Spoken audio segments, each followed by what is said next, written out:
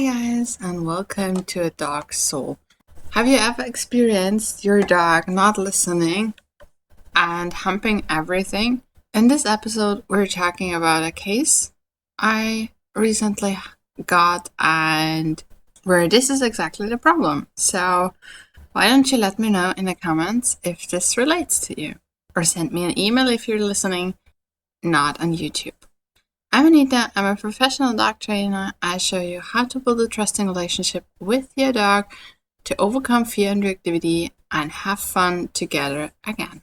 And if you haven't already, don't forget to subscribe and like and share the episode with friends who have the similar issue. And now, stay tuned and have fun.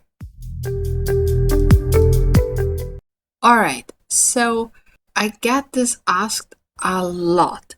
Even if the problem is not related to it or isn't that alone.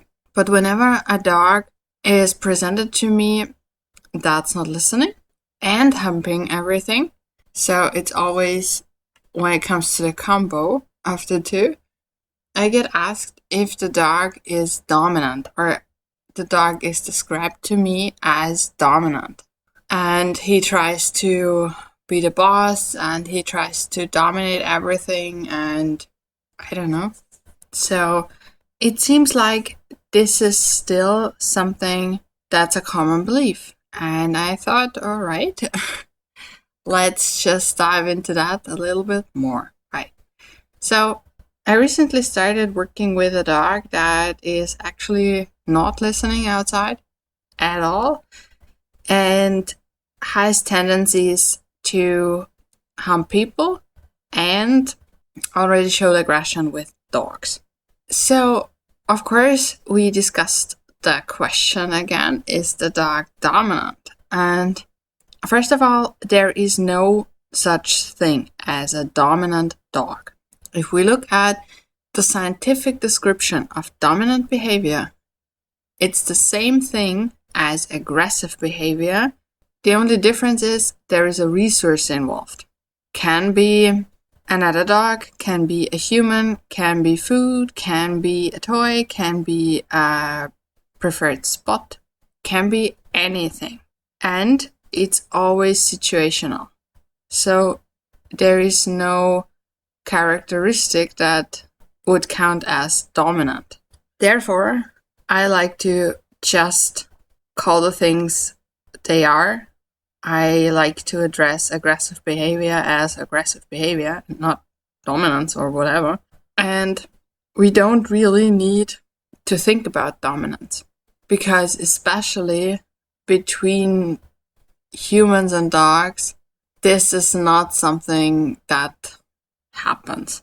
And there is no ranking hierarchy or whatever between humans and dogs. Those are two different species, and however much we want to be dogs, we are not. And our dogs know that. And our dogs within their species do not build out strict hierarchies. It's always about who wants what more, and the other will back down. It's never linear. And between humans and dogs, there is no such thing. All right? So why is it that dogs do not listen or cannot listen, and why do they hump? Let's start with the listening part. So for my latest case, where those two things are combined, the listening or the lack of listening has some reasons. There is almost always more than one. First, the environment is extremely interesting for him. So he wants to explore, right? Second, he has not learned yet that doing stuff with humans is equally interesting and a lot of fun. And third, and that's the most crucial part of it, the stress level overall is too high. And a lot of dogs who start sniffing like crazy outside, use it as an escape strategy. It's not always the case, but it's something we see very often. So those are dogs who try to escape their overall stress level with taking the nose to the ground and switching into their own world where there are not that many stresses and only smells. So they kind of blend out everything else. And it's a lot like if we concentrate very hard on something, like recording a podcast or writing an exam or whatever work we concentrate on really hard, and somebody asks us something suddenly, then we might go, huh? Has there been something? Like, we didn't really realize somebody was talking to us, or we did get that somebody addressed us, but we didn't get what that somebody said because our brain was still focused on whatever we were doing. And it's the same thing for our dogs. If they are extremely concentrated on something, like sniffing or stalking out stuff or whatever, and we want something from them, it might not reach them maybe at the beginning or maybe at all, because they have learned to ignore that sound of our voice because it's not relevant. That's what's happening when people are on the phone a lot when they walk with their dogs. So the dog learns that human talking doesn't mean anything.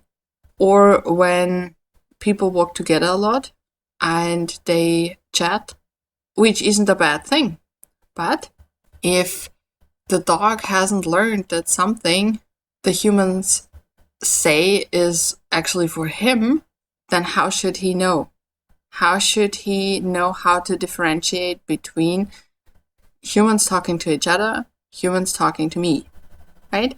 So the dogs have to learn that again. And also, sometimes this happens when the human and the dog are just a lot disconnected outside.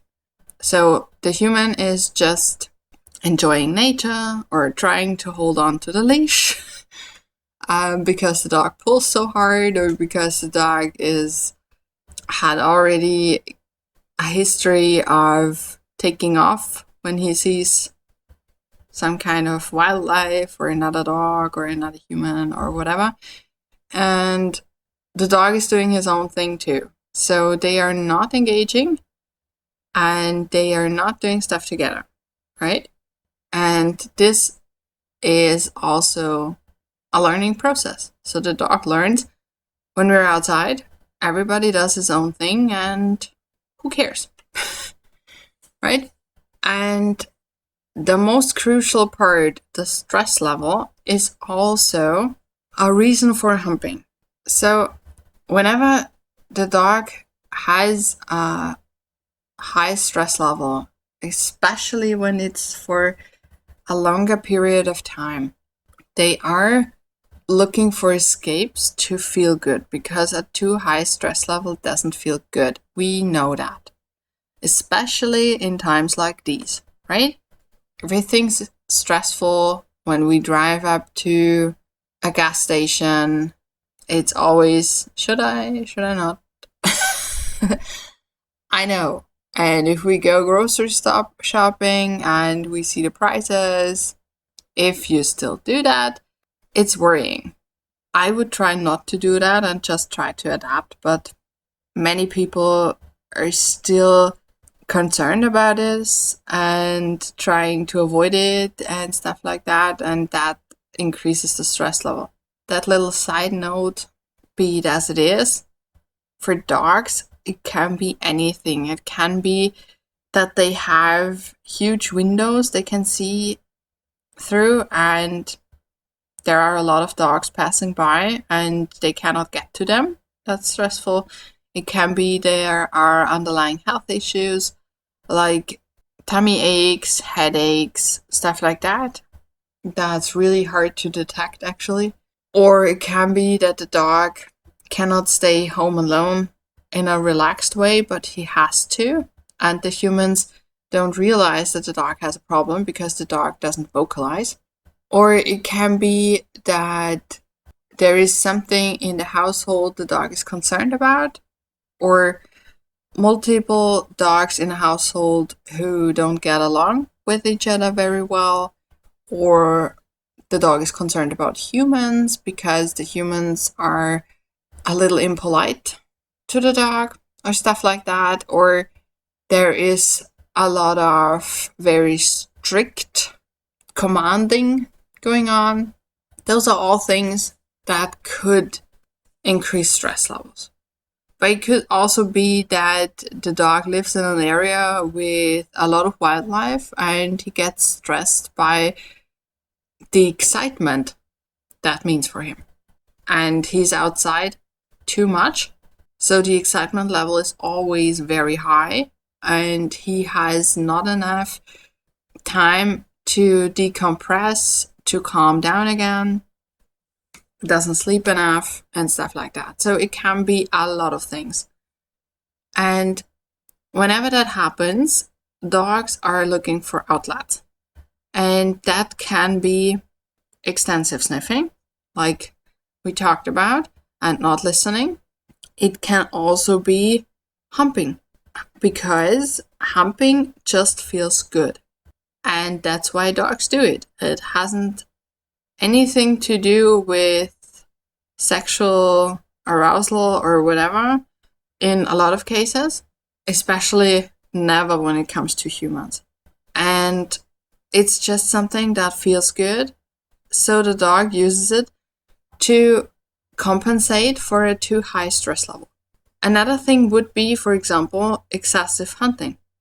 So excessive predatory behavior. That can also happen when the stress level is too high. So everything that feels good is something the dog can do when things become uncomfortable for a longer period of time. And if we want to stop our dogs doing that, we have to address the stress level first. And to do that, we very often need management things and stuff like that, so we can avoid having uncomfortable situations. Just in the beginning, it's never a long-term strategy to avoid everything, but in the beginning, it can really help. And then we have to really find out what's stressing the dog, what can we do to make him feel better and more relaxed overall, and then we can go into detail and train the things we need him to do or to stop, right?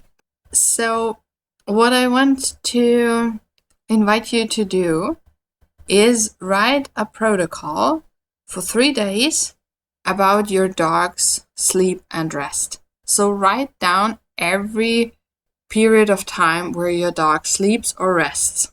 And this is an annoying task, I know, but it's something that helps us a lot in discovering why your dog is not listening and humping everything. And if you need help with that, go to the description, click the link, let's book a free call and see how I can help you with that. I would love to meet you. I would love to meet your dog and chat about your dog and do whatever we can to make things more relaxed for the both of you. That's it. I wish you an amazing time with your dog. Don't forget to like and subscribe, and we'll see each other next time. Until then, bye.